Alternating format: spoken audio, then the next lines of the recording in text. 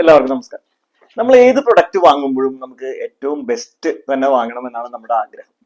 അത് ഹെൽത്ത് ഇൻഷുറൻസിലും അങ്ങനെ തന്നെയാണ്. ഹെൽത്ത് ഇൻഷുറൻസ് ഏറ്റവും ബെസ്റ്റ് ഹെൽത്ത് ഇൻഷുറൻസ് വാങ്ങണം, അല്ലെങ്കിൽ ബെസ്റ്റ് ഏതാണെന്ന് ചോദിച്ചിട്ട് തന്നെയാണ് ആളുകൾ നമ്മളെ കോൺടാക്ട് ചെയ്യാറ്. പക്ഷെ എന്റെ ബെസ്റ്റ് ആയിരിക്കില്ല നിങ്ങളുടെ ബെസ്റ്റ്. അതായത് നമ്മുടെ ബെസ്റ്റ് ഏതാണ്? മാർക്കറ്റിൽ അറൌണ്ട് 25 ഹെൽത്ത് ഇൻഷുറൻസ് കമ്പനികൾ, 100ഓളം പ്രൊഡക്റ്റുകൾ ഉണ്ട്. അതിൽ നമ്മുടെ ബെസ്റ്റ് ഏതാണെന്ന് അറിയാൻ നമുക്ക് ഒരു 10 സ്റ്റെപ്പ് പ്രോസസ്സ്, ഈ പ്രോസസ്സ് നമ്മൾ ഓരോ സ്റ്റെപ്പ് പ്രോസസ്സ് നമ്മൾ ചെയ്തു കഴിഞ്ഞാൽ, അതായത് നമ്മൾക്ക് തന്നെ ചെയ്യേണ്ട കാര്യങ്ങൾ, അല്ലെങ്കിൽ നിങ്ങൾക്ക് വേണ്ടി ഞാൻ ചെയ്തു തരാം. ആ 10 സ്റ്റെപ്പ് പ്രോസസ്സ് ചെയ്തു കഴിഞ്ഞാൽ നിങ്ങൾക്ക് ഏറ്റവും സ്യൂട്ട് ആയിട്ടുള്ള പ്രൊഡക്റ്റ് ഏതാണെന്ന് അറിയാൻ സാധിക്കും. ഈ 10 സ്റ്റെപ്പ് പ്രോസസ്സിനെ കുറിച്ച് അറിയാൻ വേണ്ടി വീഡിയോ അവസാനം വരെ കാണുക. ഈ ചാനൽ നിങ്ങൾ കാണുന്ന ആദ്യമായിട്ടാണെങ്കിൽ എന്നെ ഒന്ന് പരിചയപ്പെടുത്താം. എന്റെ പേര് Binoy. Insurance, investment and banking രംഗത്ത് കഴിഞ്ഞ 20 കൊല്ലമായി പ്രവർത്തിക്കുന്നു.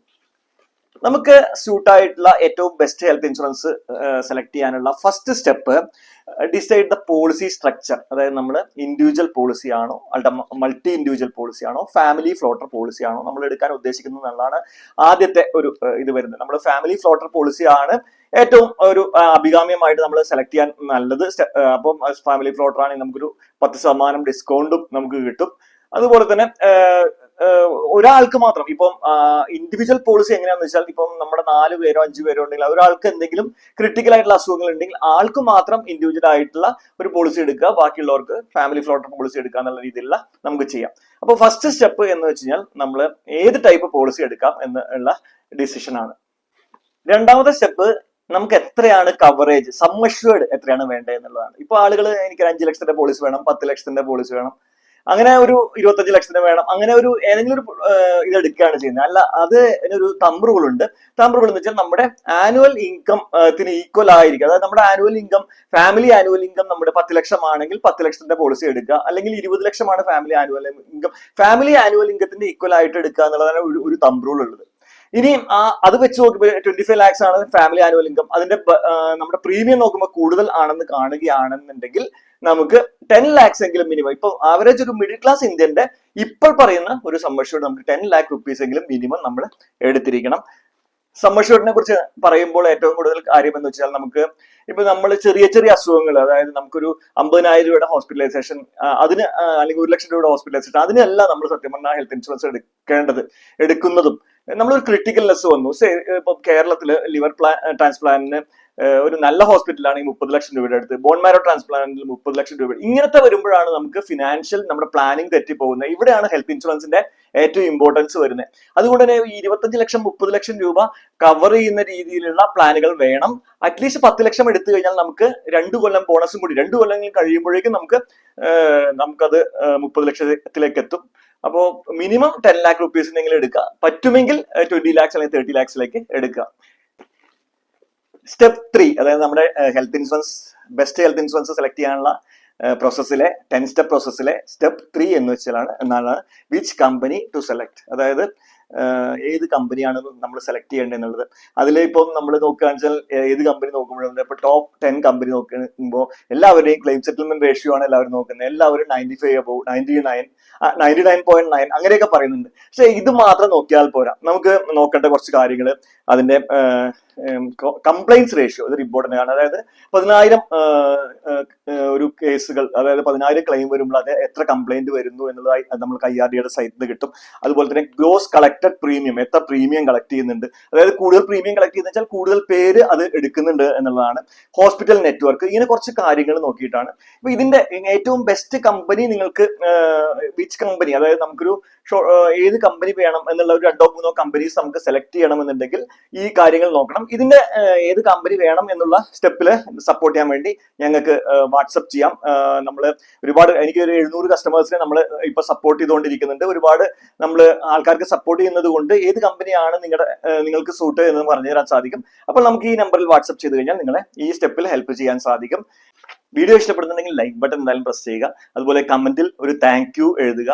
അതുപോലെ തന്നെ നിങ്ങൾക്ക് നല്ല സപ്പോർട്ട് കിട്ടിയ ഹെൽത്ത് ഇൻഷുറൻസിലെ അനുഭവങ്ങൾ, ഏത് കമ്പനിയാണെന്നുള്ള കമ്പനിയുടെ പേര് എഴുതാം, അല്ലെങ്കിൽ നിങ്ങൾക്ക് മോശമായിട്ടുള്ള സപ്പോർട്ട് കിട്ടിയുള്ള കമ്പനിയുടെ പേര് കമന്റ് ചെയ്യാം. അപ്പൊ ബാക്കി ഈ വീഡിയോ കാണുന്ന ആളുകൾക്കും എനിക്കുമൊക്കെ ഒരു ഐഡിയ കിട്ടും ഏതൊക്കെയാണ് സപ്പോർട്ട് കിട്ടുന്നുള്ളത്. അപ്പൊ അതും കൂടി ചെയ്യുക.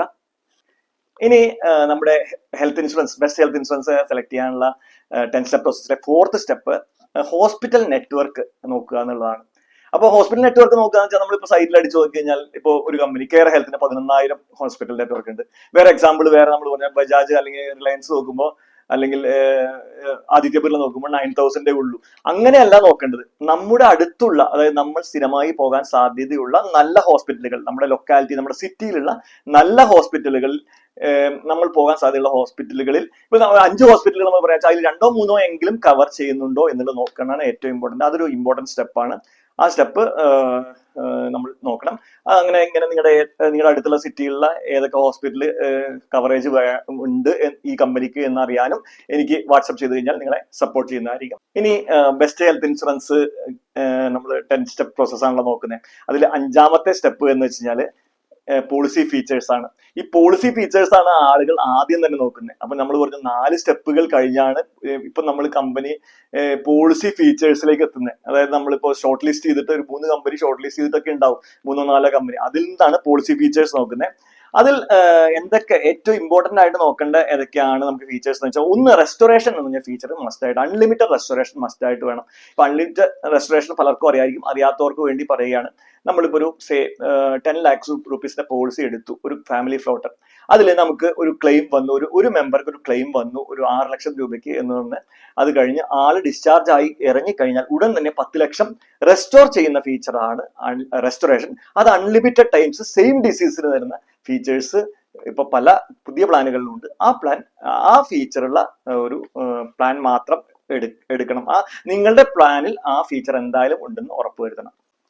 അടുത്തൊരു ഇമ്പോർട്ടന്റ് കാര്യം എന്ന് വെച്ചാൽ, റൂം റെന്റ് ലിമിറ്റ് ഉള്ള പോളിസികൾ നമുക്ക് വേണ്ട. നമ്മുടെ ഇപ്പോഴത്തെ പോളിസികൾ അതാണെന്നുണ്ടെങ്കിൽ നമ്മൾ പോർട്ട് ചെയ്ത് മാറുകയാണ് ഏറ്റവും നല്ലത്. കാരണം റൂം റെന്റ് ലിമിറ്റ് എന്ന് വെച്ചാൽ ഇപ്പോൾ പുതിയ പ്ലാനുകളിലെല്ലാം റൂം റെന്റ് ലിമിറ്റ് ഇല്ല. പഴയ പ്ലാനുകളിൽ, അതായത് അറൗണ്ട് ഒരു 3 years 4 years ബാക്കുള്ള പ്ലാനുകളിൽ റൂം റെന്റ് ലിമിറ്റ് ഉള്ള പ്ലാനുകൾ ഒരുപാടുണ്ട്. റൂം റെന്റ് ലിമിറ്റിന്റെ ഞാനൊരു എക്സാമ്പിൾ പറഞ്ഞുതരാം. ഇപ്പൊ നമ്മൾക്ക് ഒരു ഹോസ്പിറ്റലൈസേഷൻ വന്നിട്ട് നമ്മൾ ഒരു ഹോസ്പിറ്റലിൽ പോയി, നമുക്ക് ഒരു 5,000 rupees വരെയുള്ള റൂമാണ് എടുക്കാൻ സാധിക്കുന്നത് നമ്മുടെ പോളിസിയിൽ നിന്ന് വെക്കാം. നമ്മൾ പക്ഷേ നമ്മുടെ ഹോസ്പിറ്റലിൽ 10,000 രൂപയുടെ റൂമേ ഉള്ളൂ എന്ന് പറഞ്ഞു, നമ്മൾ റൂം എടുത്തു, നമ്മളൊരു 7 ദിവസം സ്റ്റേ ചെയ്തു എന്ന് വെക്കാം. എന്നിട്ട് നമുക്കൊരു ടോട്ടൽ ബില്ല് 2 ലക്ഷം വന്നു എങ്കിൽ നമ്മുടെ മൈൻഡിൽ ഉണ്ടെന്ന് വെച്ചാൽ 7 ദിവസത്തിന്റെ നമ്മുടെ ആ ഡിഫറൻസ്, റൂം റെന്റിന്റെ ഡിഫറൻസ് 5,000 ആണല്ലോ ഒരു ദിവസത്തേക്ക്. 5,000 into 7, അതായത് 35,000 രൂപ ആണ് ഡിഫറൻസ് വരിക എന്നായിരിക്കും നമ്മുടെ.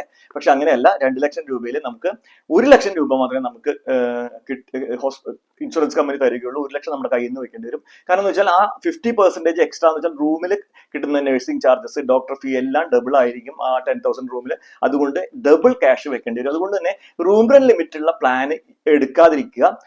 നിങ്ങളുടെ കയ്യിലുള്ള പ്ലാൻ റൂം റെന്റ് ലിമിറ്റ് ഉള്ള പ്ലാൻ ആണെങ്കിൽ അതിൽ നിന്ന് പെട്ടെന്ന് തന്നെ മാറുക. അതുപോലെ തന്നെ കോപ്പേ, നമ്മൾക്ക് നമ്മുടെ പ്ലാനിൽ കോപ്പേ എന്നുള്ളത്, അതായത് നമുക്ക് 1 ലക്ഷം രൂപ വന്നാൽ 20,000 രൂപ നമ്മുടെ കയ്യിൽ നിന്ന് വെക്കുക എന്നൊക്കെ രീതിയിൽ ഉള്ള പ്ലാനുകളാണെങ്കിൽ അതിൽ നിന്നും നമ്മൾ പെട്ടെന്ന് മാറുക. കാരണം 1 ലക്ഷത്തിനാണ് 20,000, 10 ലക്ഷത്തിന്റെ ബില്ല് വന്നാൽ 2 ലക്ഷവും, 20 ലക്ഷത്തിന്റെ ബില്ല് വന്നാൽ 4 ലക്ഷവും കയ്യിൽ നിന്ന് വെക്കേണ്ടി വരും. അതുകൊണ്ട് തന്നെ കോപ്പേ ഉള്ള പ്ലാനുകളിൽ നിന്നും പെട്ടെന്ന് മാറുകയാണ് നല്ലത്. ഇനി നമ്മുടെ സെലക്ഷൻ പ്രോസസ്സിൽ, അതായത് 10 സ്റ്റെപ്പ് പ്രോസസ്സിലെ ബെസ്റ്റ് ഹെൽത്ത് ഇൻഷുറൻസ് സെലക്ട് ചെയ്യാനുള്ള 10 സ്റ്റെപ്പ് പ്രോസസ്സിലെ 7ാമത്തെ പ്രോസസ് എന്ന് വെച്ചാൽ വെയിറ്റിംഗ് പീരീഡ് ഏറ്റവും കുറവുള്ളത് എടുക്കുക. അതായത് ഇനീഷ്യൽ വെയിറ്റിംഗ് പീരീഡ് എല്ലാ കമ്പനികൾക്കും ഉണ്ട്, 30 ദിവസത്തെ ഉണ്ട്. പ്രീ എക്സിസ്റ്റിംഗ് വെയിറ്റിംഗ് പീരീഡ്, അതായത് 3 വർഷം വരെ പ്രീ എക്സിസ്റ്റിംഗ് വെയിറ്റിംഗ് പീരീഡ് ഉള്ള പ്ലാനുകളാണ് ഒരുപാടുള്ളത്. അതിൽ തന്നെ ഇപ്പൊ പല അസുഖങ്ങൾക്കും, ഡയബറ്റീസ്, കൊളസ്ട്രോൾ, ബ്ലഡ് പ്രഷറിനൊക്കെ ഡേ 1 തൊട്ട് തന്നെ, അതായത് പോളിസി കൺവേർട്ട് ആയ പിറ്റേ ദിവസം തൊട്ട് തന്നെ കവറേജ് തരുന്ന PD വെയിറ്റിംഗ് പീരീഡ് തരുന്ന പ്ലാനുകൾ മാർക്കറ്റിൽ അവൈലബിൾ ആണ്. അതുപോലെ തന്നെ സ്പെസിഫിക് വെയിറ്റിംഗ് പീരീഡ് ഉണ്ട്. അതായത് നമ്മുടെ kidney stone, goal bladder stone അല്ലെങ്കിൽ വെരിക്കോസ് വെയിൻസ് പോലത്തെ അസുഖങ്ങൾക്ക് 2 year വെയിറ്റിംഗ് പീരീഡ് ആണ് പല കമ്പനികൾ തന്നെ. അത് 1 yearലേക്ക് കുറയ്ക്കാൻ പറ്റുന്ന പ്ലാനുകൾ മാർക്കറ്റിൽ അവൈലബിൾ ആണ്. അതുപോലെ തന്നെ ക്രിട്ടിക്കൽ ഇല്ലസ് വെയിറ്റിംഗ് പീരീഡ് ഉണ്ടോ എന്ന് നമ്മൾ ചെക്ക് ചെയ്യണം.